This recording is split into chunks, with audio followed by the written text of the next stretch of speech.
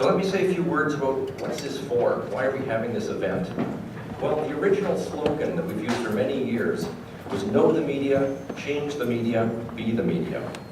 Know the media. It's about media education, it's about sharing and exchanging knowledge about how media institutions work, about how they shape public discourse, and about how to use new media technologies for social justice and community expression.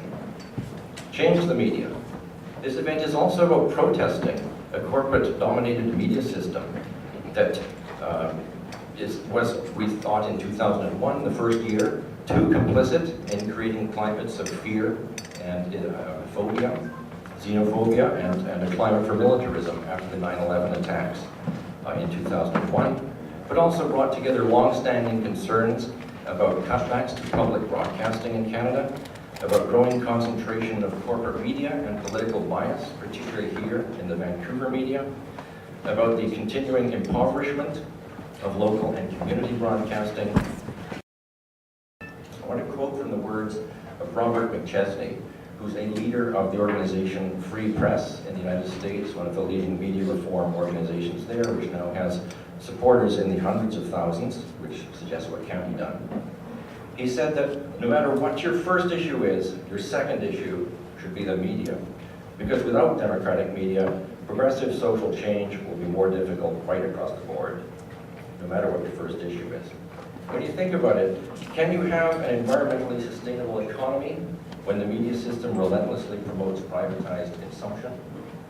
Can poverty get on the public agenda when commercial media pander to upscale consumers and advertisers, and when economic poverty translates into lack of access to the media? Can grassroots political change gain traction when conventional journalism, where it still exists, is heavily oriented to political elites and established institutions? Can we have peace when the media too often glorify militarism rather than help find nonviolent solutions to conflict situations?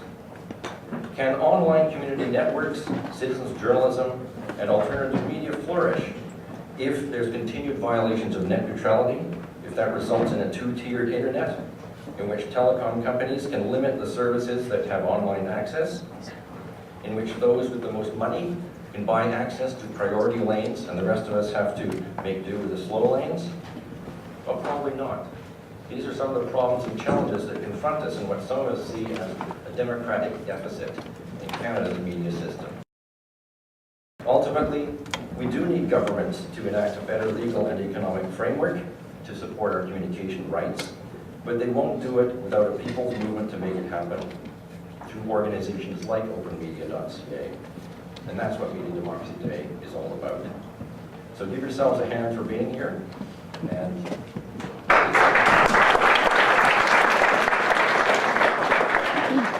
it's now my pleasure to introduce our keynote speaker today, Tony Burman, who is Senior Executive of the Americas in the new Jazeera English network, newly available in Canada. And I'm especially pleased to introduce Tony because we've actually been crossing paths every 5 or 10 years, since 1980 actually, when Mr. Burman was executive producer at the CBC News program, and very kindly gave me access as a lowly graduate student at the time, doing research on television news. And he let me spend a day observing how the National was put together. And that's really the start of my own sort of research career in the media. As one of AJE's hosts says, CNN films the launch of the missile, Al Jazeera films what happens where it lands. So it's my great pleasure to introduce Tony Burman and to welcome him to the Vancouver.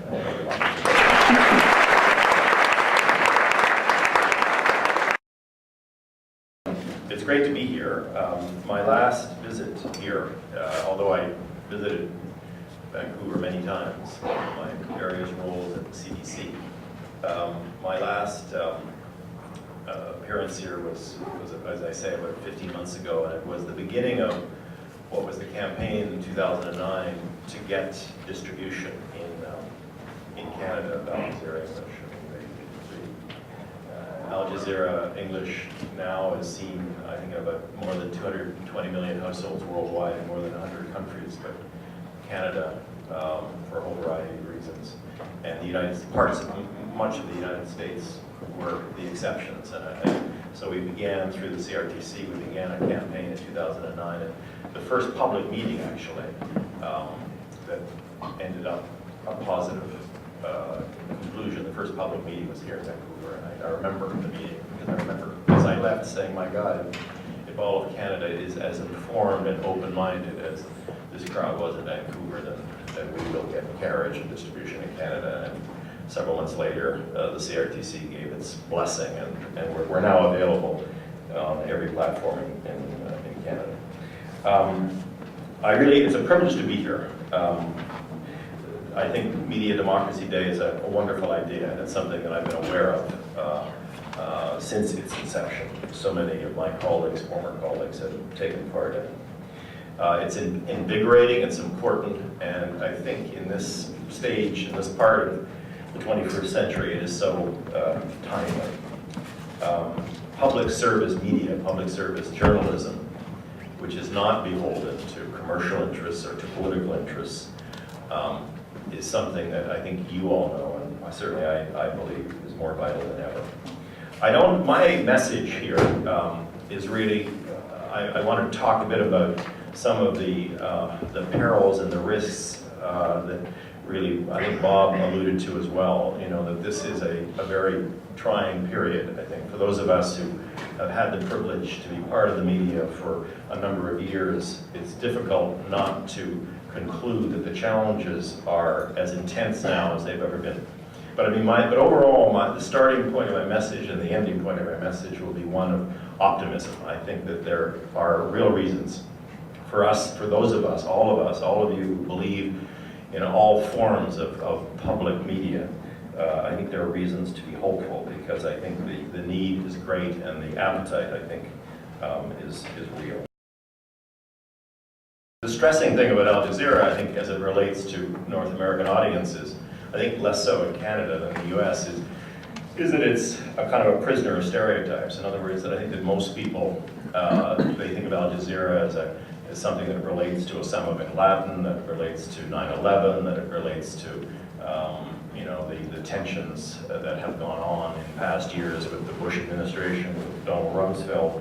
But if you could Google earlier than 2001, and if you would find out, if you could kind of look at the media treatment of international networks from 1996, you would see it much different. Al Jazeera in 2000, on September 10th, 2001, in other words, the day before 9/11, you would see Al Jazeera as being an international network that was really seen by Western governments, including the Clinton White House, as the poster child for Arab democracy. It was a network that was created by the government of Qatar in 1996, an Arabic network that was created for a variety of reasons. One was to put Qatar on the map, but the other was really an effort on the part of the government to really kind of take on the authoritarian kind of environments in a lot of the Arab countries. And I think between 1996 and 2001, you had incredible, groundbreaking journalism that placed Al Jazeera at the center of many controversies, but these are controversies, this being the Arabic channel, controversies within the Arab world. And it was the first network that allowed Israelis to speak live and unedited. It was a network that has been thrown out of most Arab countries at different stages because of its determination to allow people to tell the truth. And I think it was truly revered by a lot of Western governments. Then 9/11 happens, and the whole war in Afghanistan, the invasion of Afghanistan happened, and you had a situation of where I think the political firefights really developed. But I think that the purpose of Al Jazeera is, I think, as Bob outlines it, it's the only international news channel that's located in the global south. Our commitment is to bring to the public platforms the stories and the issues of the developing world. I think that those of us in Canada who can now see it, I think now realize that it's not a channel that is overly obsessed by Middle Eastern news. I mean, most of our audience actually live outside the Middle East because it's an English language audience. So we have the largest coverage of Latin America, of Africa. We have incredibly broad coverage of Asia, of Europe. We clearly cover, and we're proud, we cover the Middle East, and we cover it, in our view, we cover it with a thoroughness that does not exist in other channels.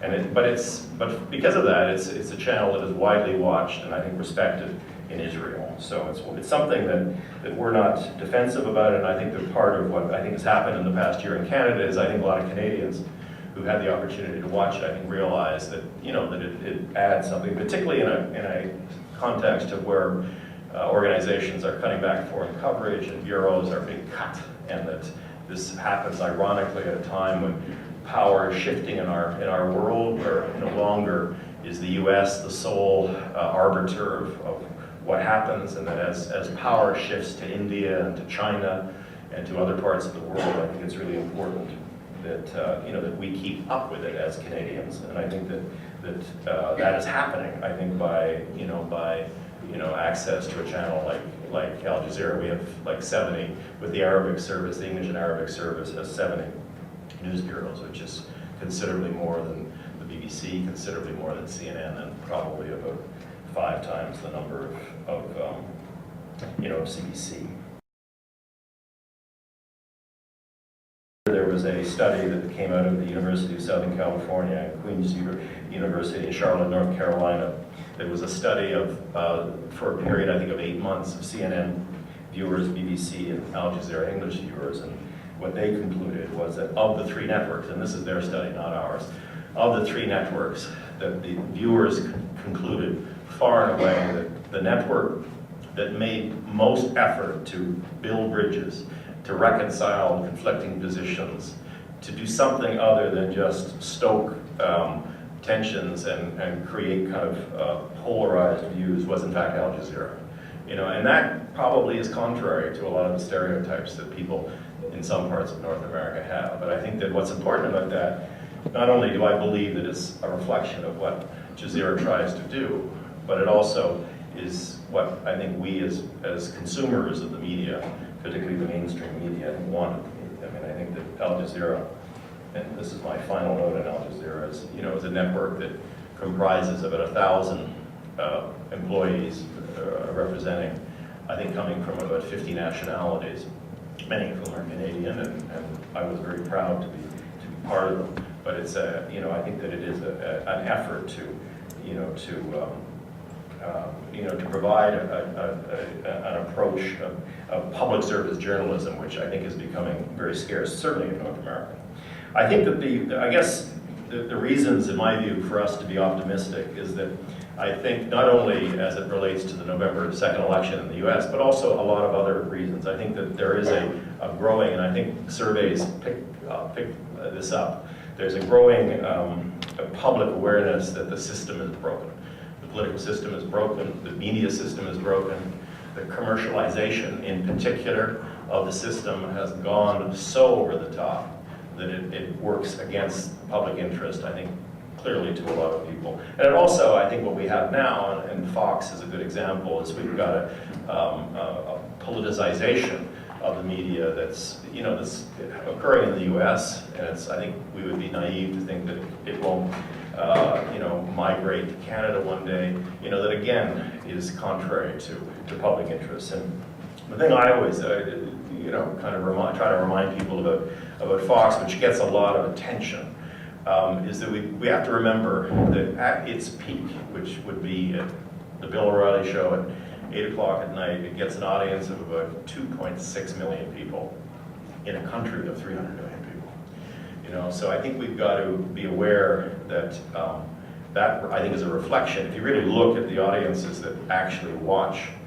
these networks, I think one will realize that far more Americans have chosen to turn their backs on this kind of journalism than watch it. And I think that, to me, is an opportunity. It's an opportunity for a whole variety of public service journalists in a whole variety of forms, breaking the mold in terms of mainstream media. I think that what is so evident to anyone who has been part of the media, particularly part of the mainstream media, and you analyze audiences, that the approach of young people today in terms of getting their news in a multitude of sources in terms that they dictate as opposed to the companies is so much the model that now is catching on. And I think in that sense, I really do believe that, that those of you in this room who are committed to this and who are working on this are really on the right side of history. And I am proud to be among you today. Thank you very much.